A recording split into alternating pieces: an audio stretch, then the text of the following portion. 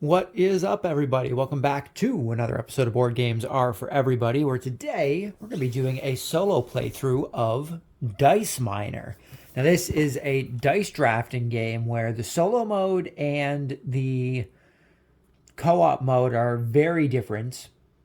I think the other day I was talking in a video about solo modes and multiplayer modes having completely different rules and how that annoys me.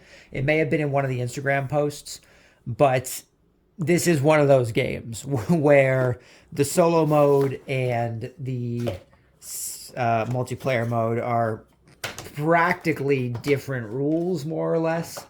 So we're just going to hop right into this. We're going to keep our solo pad out here because it's going to allow us to see what our score is at the end. We got all our dice here.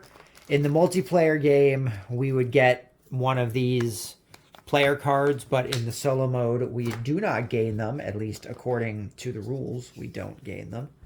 We're going to set up our mountain here, and then we're going to get out our sheet. I did play a game of this earlier today, and it went pretty good. It's pretty much the only experience I have with the solo mode for this game. And we haven't played it that much before this point. So my experience at this game is actually fairly limited. We just got to get the rest of our mountains set up here. My experience of this game is fairly limited. There we go. But I feel that I have the solo mode down well enough. When I played earlier, I kind of cemented all of the rules. At least, I hope I cemented the rules. We all know that my track record for getting the correct rules is pretty low. It's pretty low track record. I need to grab a pen. I can grab a pen. We'll get this here so that we can keep track of our score at the end of the game. And that is everything that we needed as far as this goes. Let me grab a pen and then we'll get the rest of this set up. And then we will move our camera to kind of get a bit more zoomed in on where we're at. We don't actually need all that much space for this one. First things first, we do need to... I could probably zoom in here quite a bit. I want to try and get the back part here punched out, but I want to keep the front so that we can still see our dice that we draft. So first thing we need to do before we set up the table is that we need to get 3 of our magic dice, and we need to roll them because this is what is going to allow us to take dice off the mountain should we need to. So we need to roll these 3 dice. And we got a 3, a 2, and a 2, so that's not terrible. So throughout our game here, we're going to be able to, or throughout the beginning here, I should say, we're going to be able to get rid of 7 total dice. So that might be pretty helpful. And now we just have to draft dice and fill up the mountain here. So the goal for the solo mode is to try and get as many points as we can by doing different things. We want to prevent... That's a pretty rough setup. We want to... Actually, it's not too bad. I'm getting ahead of myself. We want to try and score as many points as we can through different setups. We want to get runs of these tunnel entrances from 1 to 5. However, we can only start by taking a dice with a 1 on it, which unhelpful seeing as there's 1 down here. However, this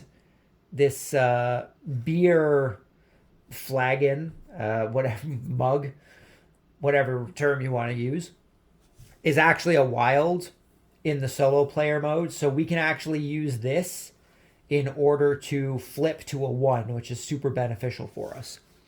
On our turn, there are a handful of different actions we can do. We can either draw a dice from the top of the mountain, so anything that's exposed to the top, I believe is my interpretation of the rule. Anything that's exposed to the top. So like we go here, then here, then here, here, and here. So we can draw a dice from the top.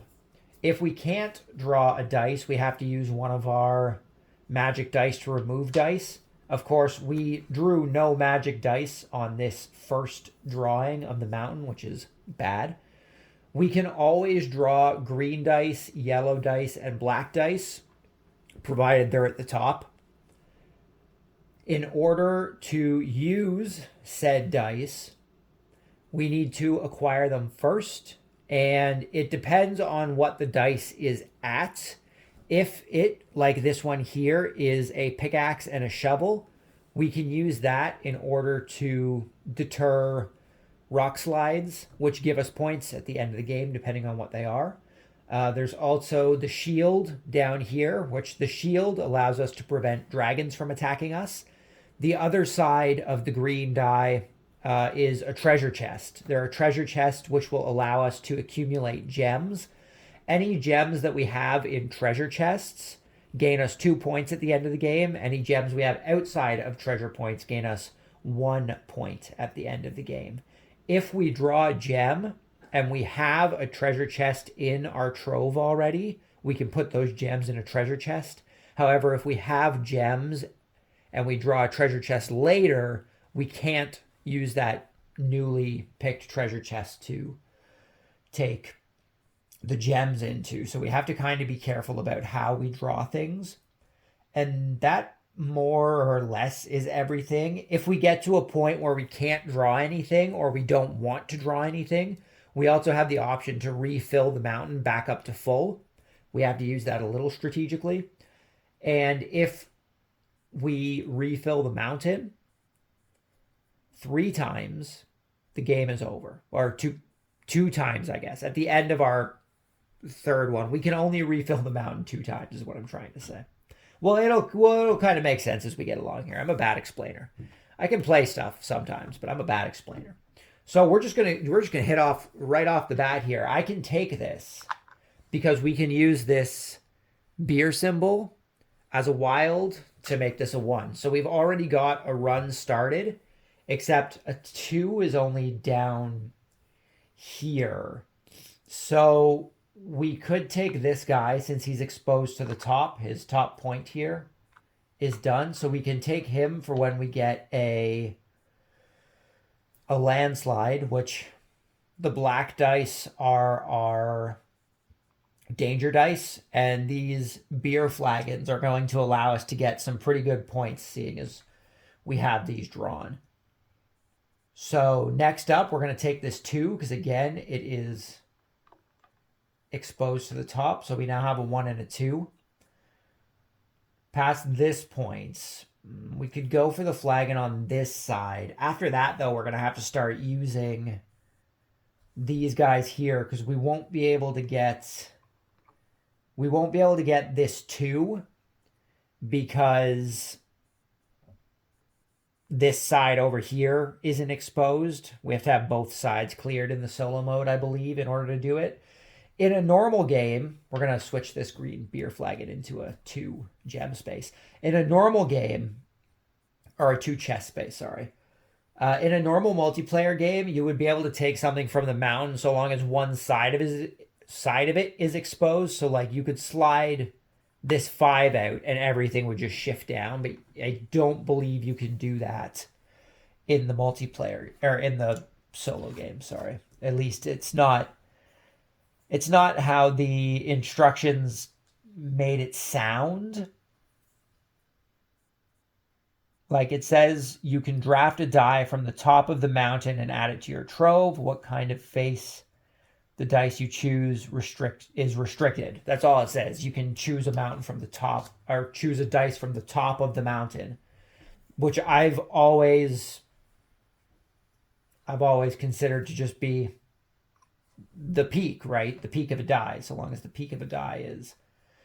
Otherwise, it would be you have to draw in order, which is a little rough, honestly. But this is how we're doing it. So that's just how it goes. It's just how it goes. So we're going to have to use one of our dice now in order to get rid of a couple of these dice because we just don't have access to them.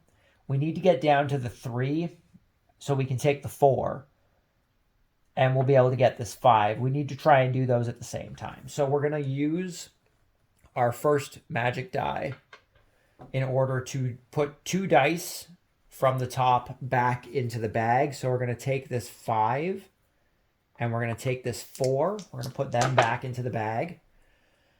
And we're going to use our next move in order to take this 2 gem, which thankfully, since we have a treasure chest here, we're going to slot those 2 gems into our treasure chest, which gives us 4 points. So that's beneficial to us. Next, we're going to take this beer flagon danger dice and we're going to flip it to 3 meteorites, or well, it's a rock slide. It's a cave in, so I guess they're just falling rocks. It's not a meteorite, but it looks like a meteorite.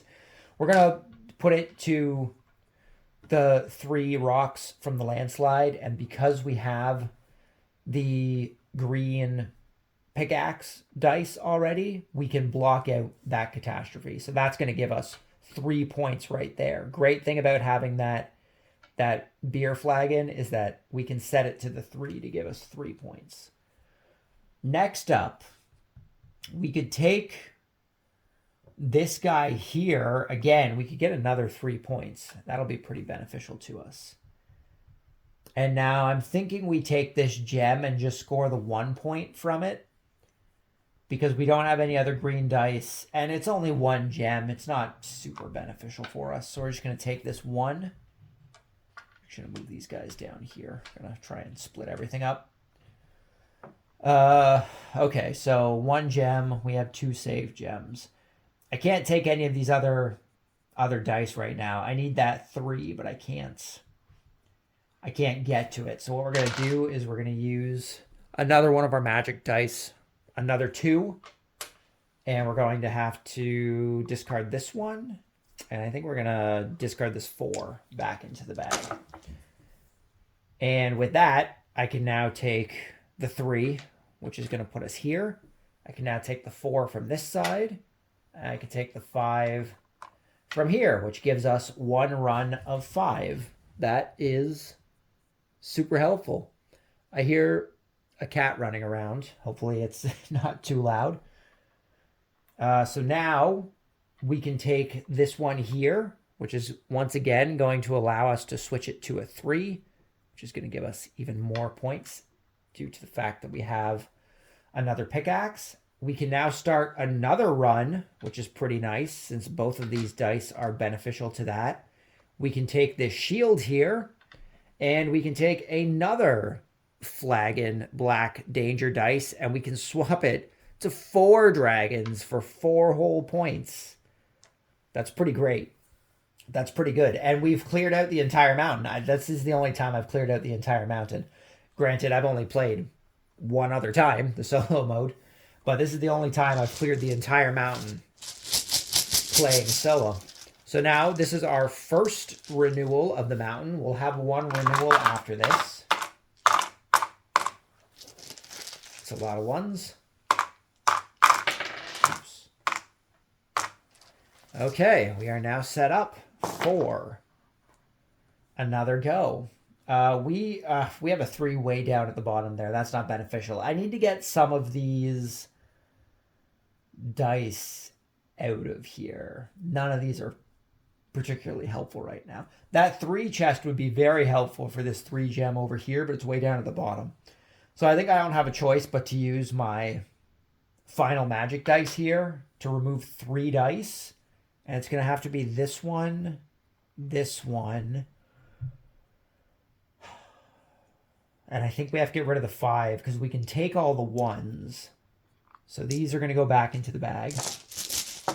I can now take the 1 to start another run. I can take this one to start another run. I can take this magic die, so we're back up to having 3 things we can remove. I can now take... I'm going to want this for a 4, but I need to take that to be able to take the 3. That's unfortunate. So we can take this one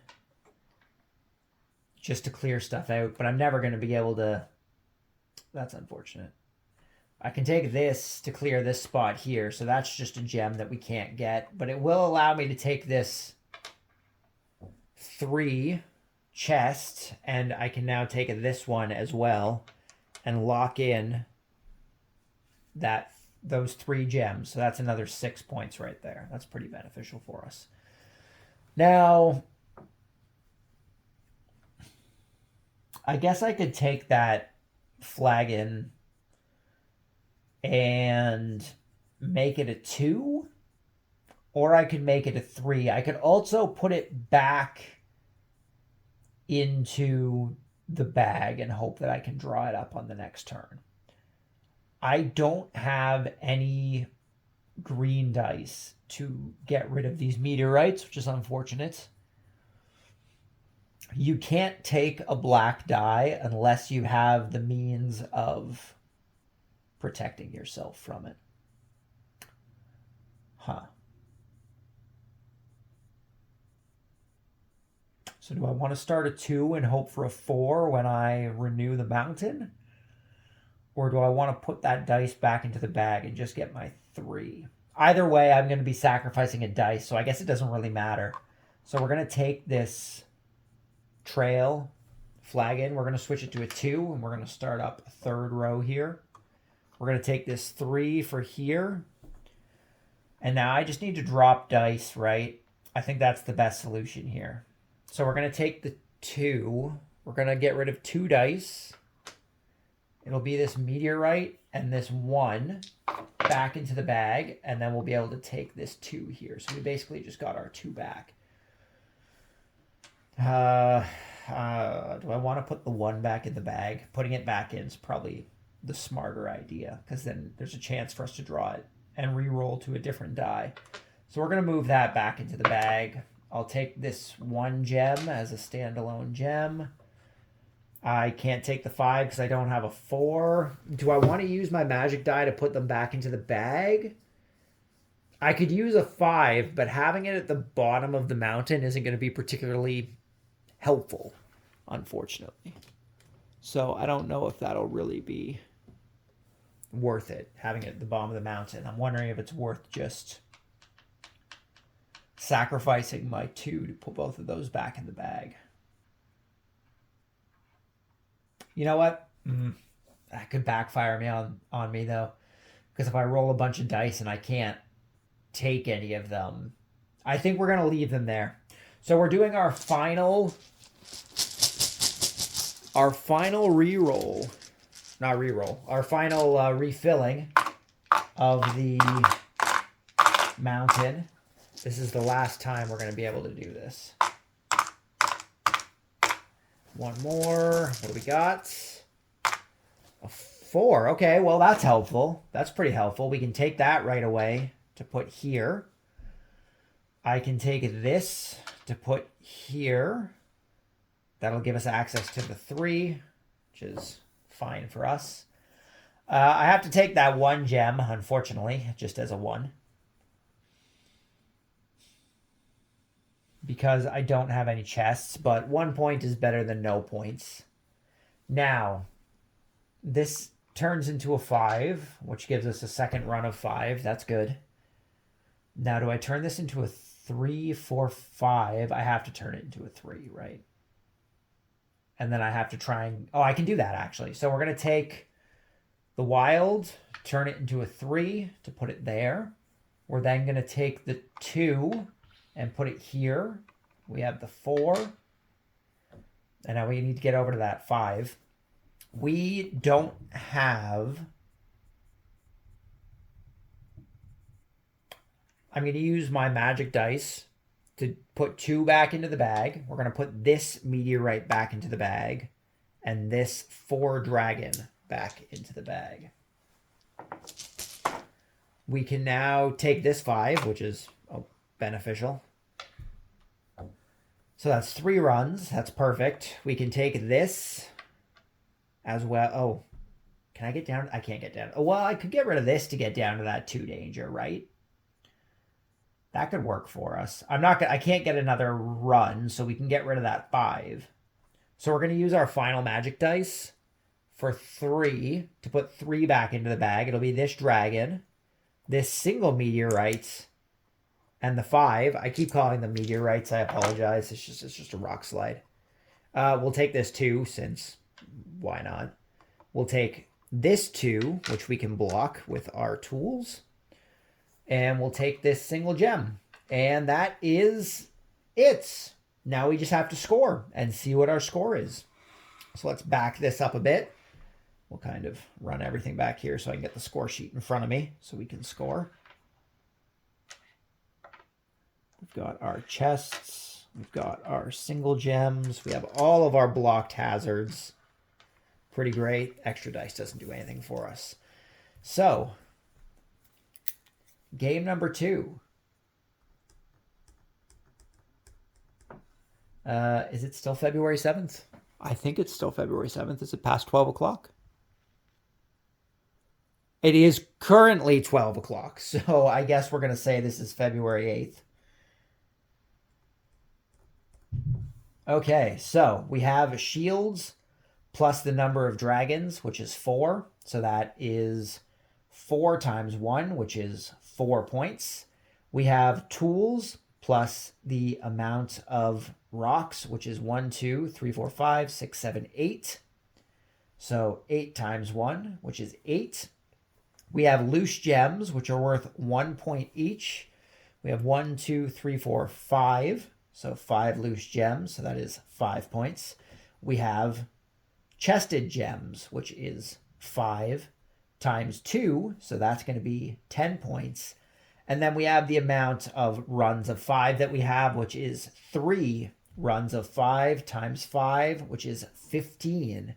That's going to give us 15, 25, 30, 38, 42 total points for our solo game of Dice Miner. 42 points. Not a bad score. Better than we did earlier by a whole 8 points. That's pretty decent. And with 42 points, that makes us... Oh, well, we're still in the same class that we were before. We are in the improving class. Not too bad, but can you do better? Well, I hope so. We did do better than last time, but that's pretty crazy. Even getting 8 additional points, we're still in the same class we were in before, the 3rd tier of scoring. Whereas when we were playing Evergreen, we only got like an extra 6 points and we were 2 tiers above what we were before. But yeah, that is Dice Miner. Possibly maybe played the correct way. But if it wasn't, I guess that's pretty par for the course for the channel so far, right? If I did play incorrectly, just let me know down below. We'll try and do another playthrough with the correct rules. But that's just the best I could interpret the solo rules, because it wasn't completely straightforward about the solo rules, but I think I got them right. I'm pretty sure that's the correct way to do it. Anyways, if you guys have played Dice Miner yourself, either the solo or the multiplayer, let me know what you think about it down in the comments below. If you have... I just choked up on my words there. I apologize. If you guys want to check out Dice Miner from watching this video, that's what I was trying to say. Let me know that down below as well. Knowing what kind of games people end up checking out based on the video, or based on the games that we talk about here on the channel, is always interesting. And if you guys are over on Instagram, you can follow us at the Board Games Are For Everybody Instagram page, where we just post pictures of games that we're playing, as well as games that we pick up outside of the pickup videos that we do here on YouTube. And that's it. And no more tripping up on my words. No more. Just no more. Thank you for stopping by. Hopefully you guys enjoyed it. Hopefully I will see you all next time. But until then, just remember the board games are for everybody. And until then, peace.